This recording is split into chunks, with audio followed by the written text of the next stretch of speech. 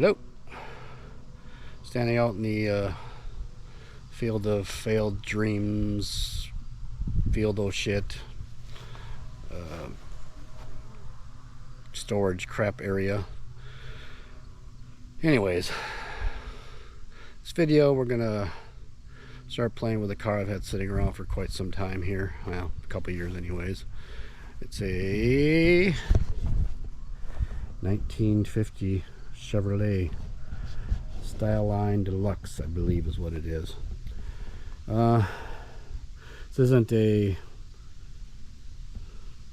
rescue type video. This is a long-term project vehicle that I think we're going to get a little start on. What do we got? Well, it starts, it runs, it moves forward, it moves backwards.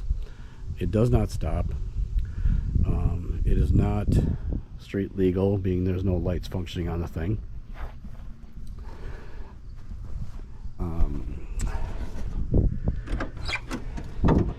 We've got what amounts to not much of a floor left.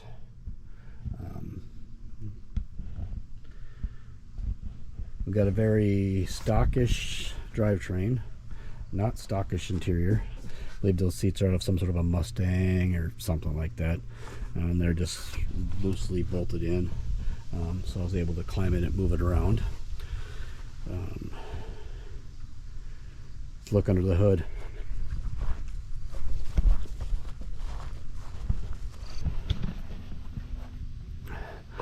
Prop rut of death. I believe this is a 235 inline six. Starts, runs good. When I got the car, it did start. Somebody had started a 12-volt conversion on it. It looked like the alternator wasn't on it. There wasn't an alternator with it, but there was a makeshift bracket down there that was built. So I just kind of finished it up, tidied it up, threw a 12-volt on it, the alternator on it. Like I said, I believed it had started some sort of conversion on it because I'd seen 12-volt headlights in the trunk of the vehicle, and also, you know, like I said, there wasn't, somebody had started, you know, had a bracket somewhat built. But yeah, it does run, does drive, does move forward, does start. So nothing to really be done there, other than maybe a little bit of tuning. What else we got going on? Let's go to the trunk here. In the trunk, we've got power club. We've got what amounts to be, looks like most of the trim. I haven't actually validated that it's all there, but a significant amount of it is here. We've got a gasket unit. I don't know what that's for. It looks like oil pan.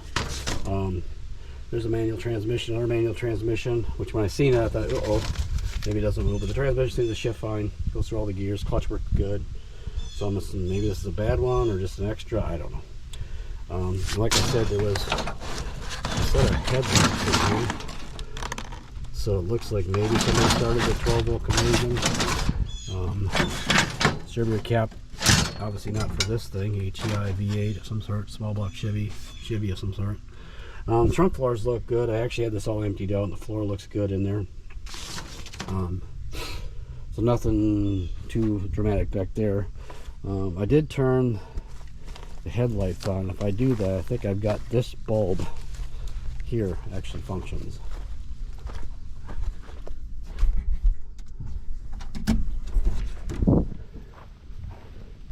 Yeah, so I got two bulbs. It's pretty bright, so maybe, I don't know. I'm assuming these are 12-volt bulbs somebody had gotten started. Once again, this is all speculative that somebody had started the 12-volt conversion on it, but so I got two bulbs back here. So anyways, what is the plan? The plan right now is to just make it drivable on the road. Make it road legal, which means make it go forward, make it stop, and make it not get pulled over by police. So that means lights, brake lights, stuff like that, turn signals. So what we're going to start with in this video is just make it stop. So what we're going to do is let's get the thing in the barn and get it up on the lift. But yeah, step one is let's make it stop. That's what this video will just be, make it stop. So let's get the lids closed, doors closed, and get it fired up and get it in the barn. There's the dash. I don't know, buttons and switchies and thingies, and I'm not sure. Obviously no key, but clock, thingy, dash. Yeah, so there's the dash. Start it up. Let's move this thing. Whoops.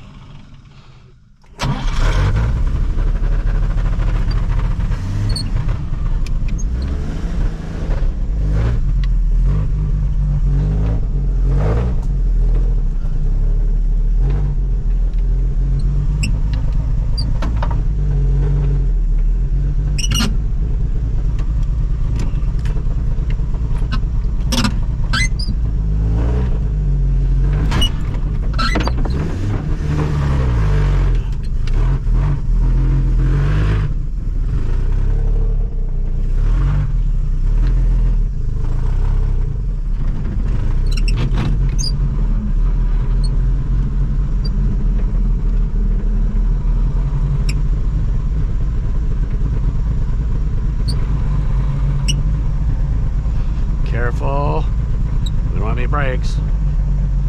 Remember, no brakes.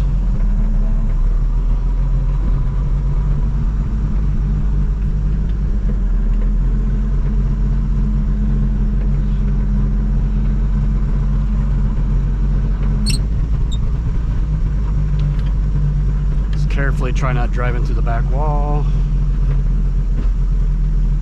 Keep our finger on the kill switch. As you can see, it moves.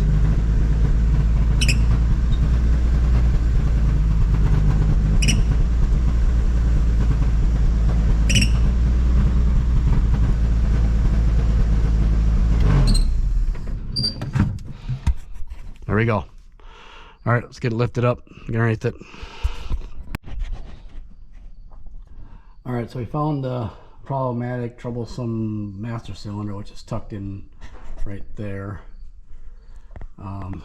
Convenient place. But I think I'm going to get, although this exhaust is, super nice and super mint and not bent and mangled at all, caved in or bent, or I'm going to cut this off so I can get some more space and room to get to that master cylinder up there. So let's just get this off first.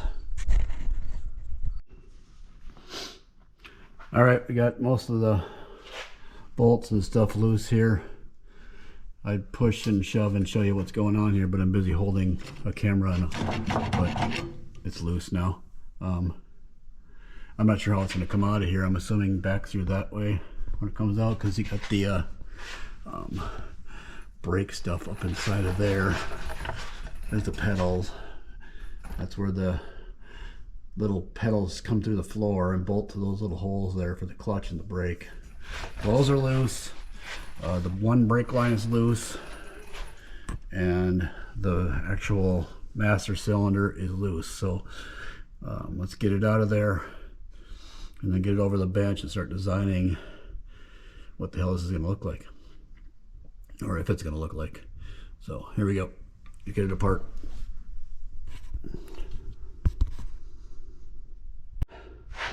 Here's what we got so far. The base plate that'll actually mount to the frame of the car.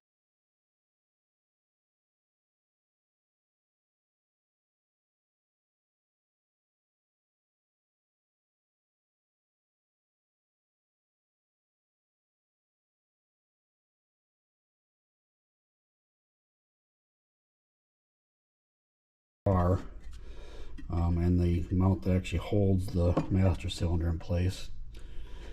Next we're going to build what amounts to be this piece here, which will be coming, you know, it'll be off of here someplace.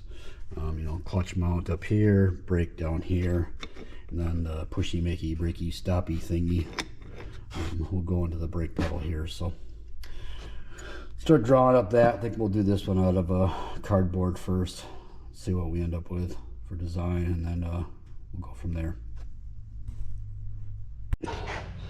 Well, there you go. It's tacked together. This is what I'm going for. I think it's gonna work.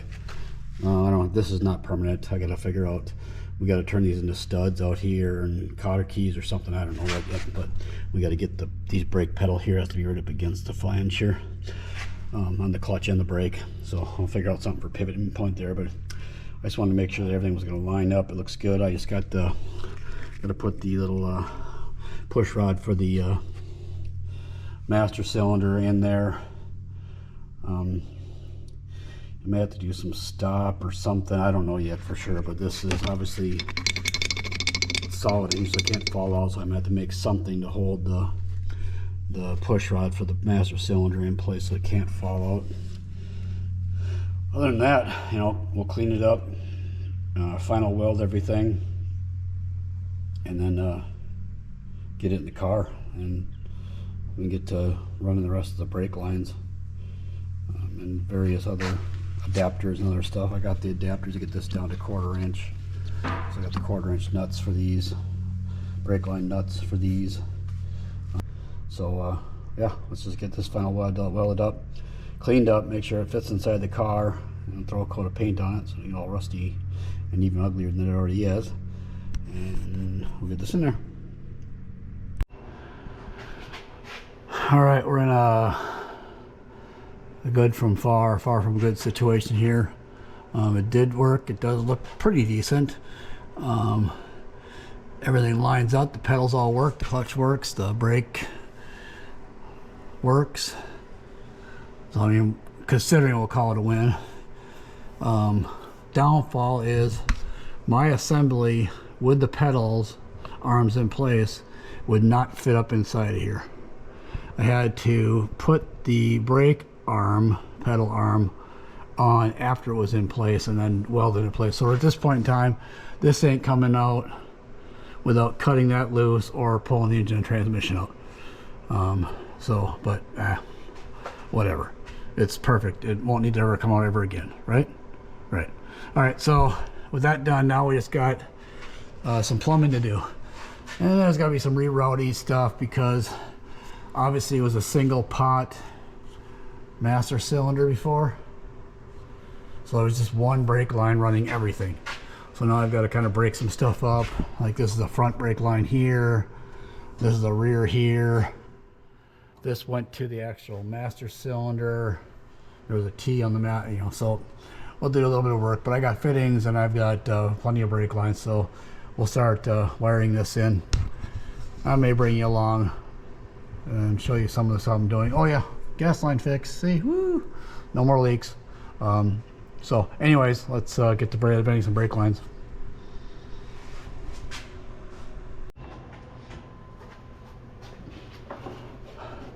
Alright, I wish I would have caught that on video because all I did was heated it up and this thing broke right free. I don't know, this looks original factory 50s, but wow, what? Crazy. So but yeah, put some more heat on, get the other two lines loose. I'm going to reuse this T for the front brakes, so I'm going to get that out of there and get the rest of these brake lines off. So I was concerned about the brake lines, but obviously it's not a concern. They come right off. So woo, total win. Well, I'm not sure what you guys' poison is for brake line benders, but I don't know. I kind of like this one. A little light on the subject here, but yeah, that's the one I kind of go to. I got about 8,000 of them, as most of us do, but this seems to be my go-to here. So I'm gonna get the back brakes here, so we'll tap into that one and make a little bend. Whoa, almost screwed that up. Look at that bend. There's no nut on it. It's right there. Whew. Scary.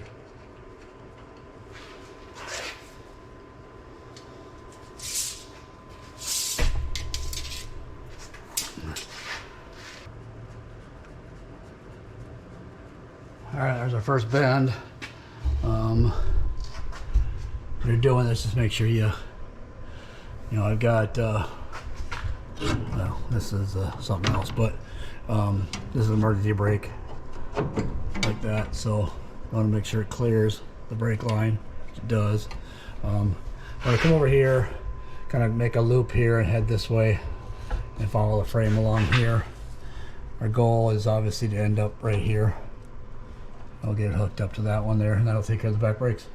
And then we just got 2 more for the front ones. This should be a quick one. We can start bleeding. Ugh. All right, be back in a minute. All right, back brake done. Now we just got to figure out the front ones. There's one front there. I gotta figure out where the other one's at. Oh, the other one's right there. Oh, okay. This should be too bad. Put the T right there. Small line, and then run another line over to here. Oh, I'll take that clamp off there. I'll have a second brake line in there. So, okay, that shouldn't take too long. Simple. Yay! Shouldn't take too long. Couple lines and a T, and so the front one's done too. Then we get the fun of breaking loose brake bleeders. Yuck.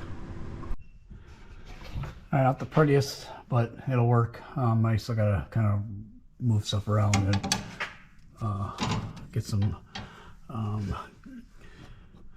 line clamps on the frame that'll hold everything solid. But it's all in there, they're all hooked up. Now it's a matter of bleeding, which means trying to get that rusty old light on the subject, rusty old bleeders loose. They all look like that, so heat, and more heat. See if we can get them loose. Alright, I was hoping I could get away with just throwing brake lines on it and bleed, but all the wheel cylinders are all crustied up. So they're going to take them apart, damn it. So we'll start with this front one. We'll take this drum off and take that wheel cylinder apart and see if we can get it cleaned up and usable. I doubt it, but let's give it a shot.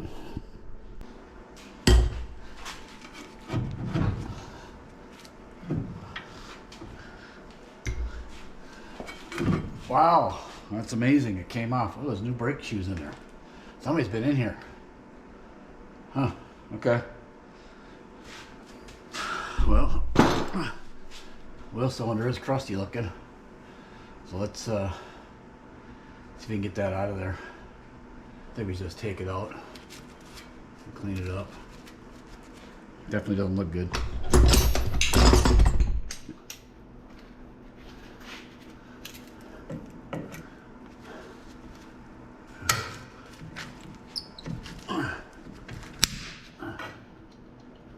Uh-oh. Supposed to be pegs in there, pins in there? No? Maybe? Huh. Cool.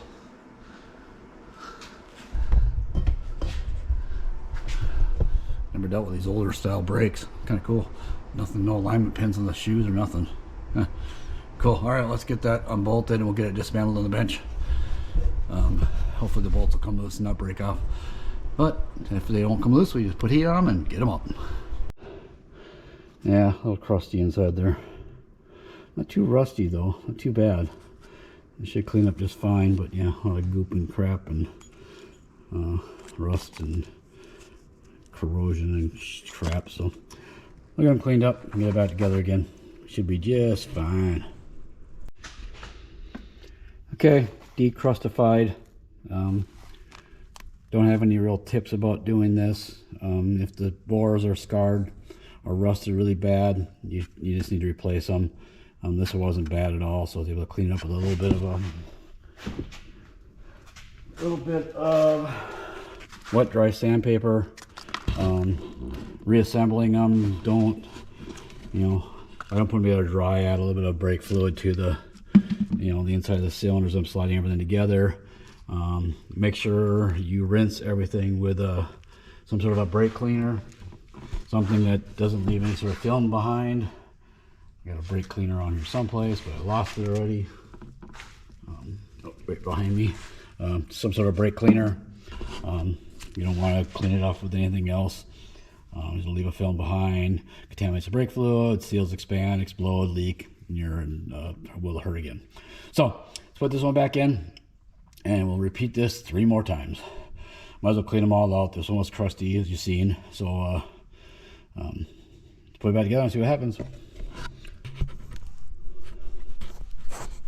So after going full dumbass for about 20 minutes trying to bleed the brakes on this thing, it turns out that the rubber hoses are all collapsed and plugged up. So that should have been the very first thing I replaced on the thing before I did anything, being it's a 70-year-old vehicle, and these hoses look probably at least 50 years old.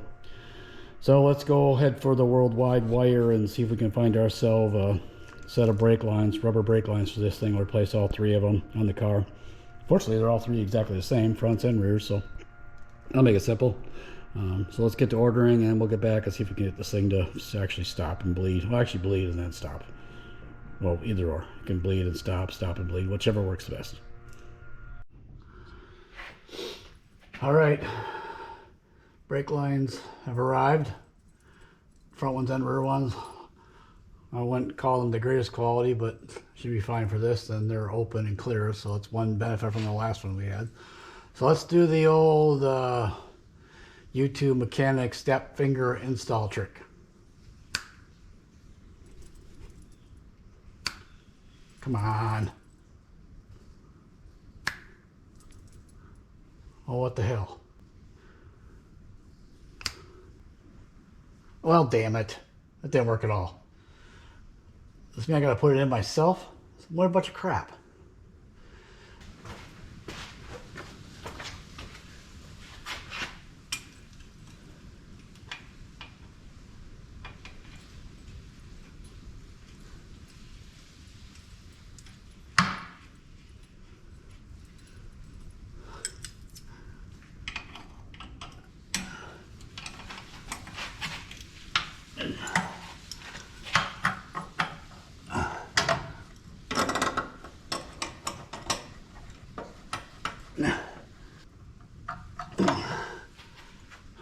Oh, there you go. Simple enough. Let's get the 2 front ones on, and we'll bleed this turd. So we better fix that hole in the floor before we take it out for a test drive. You know, because safety third. Fixed. All right, let's test this thing. All right, I probably should have cleared the windshield off before I started this, but let's see if it stops. We're gonna do a skid test and record it and see which tires lock up first. Let's see if that works.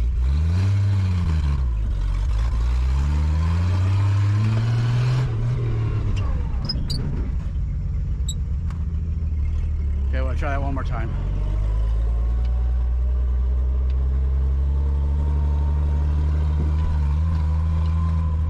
But on a good note, it did stop. It did stop. How well it stopped, I don't know. Here we go again.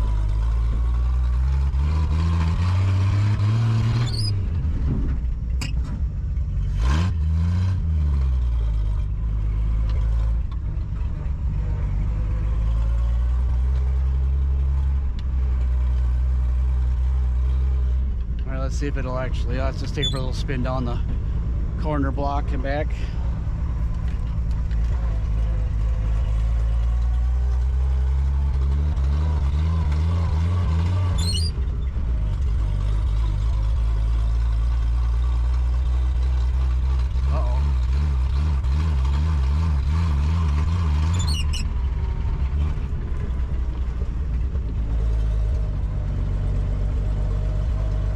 The way it's running, we better get it back home.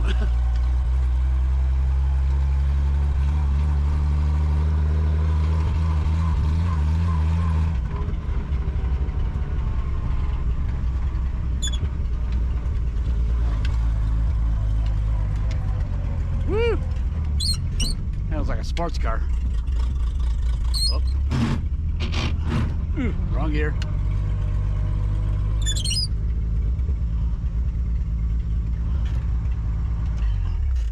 All right, that actually worked.